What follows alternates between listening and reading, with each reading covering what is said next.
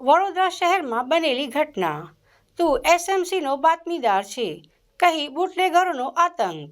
પાદરામાં બુટલેગરો હવે બેફામ બન્યા છે. પાદરા વિસ્તારમાં સ્ટેટ મોનિટરિંગ સેલના બાતમીદાર હોવાની શંકા રાખી 6 શખ્સોએ એક યુવક પર જીવલેણ હુમલો કરી લૂંટ ચલાવતા ચકચાર મચી ગઈ છે.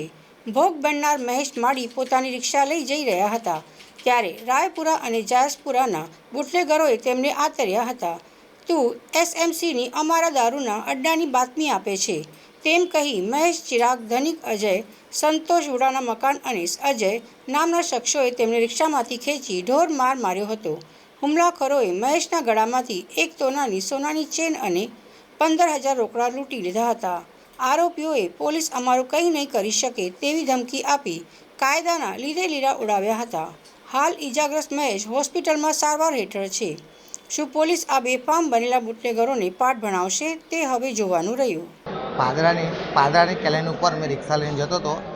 5-6 જણ બાઇકવાળા આવ્યા. રિક્ષામાં મને ઓછું જલ લીધું અંદર, અને રિક્ષાની અંદર મારા ઘરાની ઉપર પાર્યું નીકળી દીધું. અને મને રિક્ષામાં મારતા એવું કે તારે કે એસએમસીનો તું બાટલીદાર છે કે એટલે તને અમે મારીએ છીએ એમ, ને તું બાટલી અમારી આપે છે એમ, અમારા સ્ટેન્ડની ઉપરની એમ. કોણ હતું સામેવાળા? મહેશ કરીને છે, અને એના બે છોકરા છે. એક ચિરાગ કરીને છે અને ધનિત કરીને છે, અને એક અજય કરીને છે, અને એક સંતોષ માળી છે. એ વડોદરા છે. શું કરે છે સામેવાળા? સામે દારૂનો ધંધો ચાલે, પાવરફુલ, અને ધમકી આપે છે કે પોલીસવાળા અમારે કશું નહીં કર્યું કેમ, તમે બાટલીદાર છો એસએમસીના, એટલે અમે ખુલ્લેઆમ તમને ટોટે હાથ બધું ભોગી નાખશું એવું કેમ.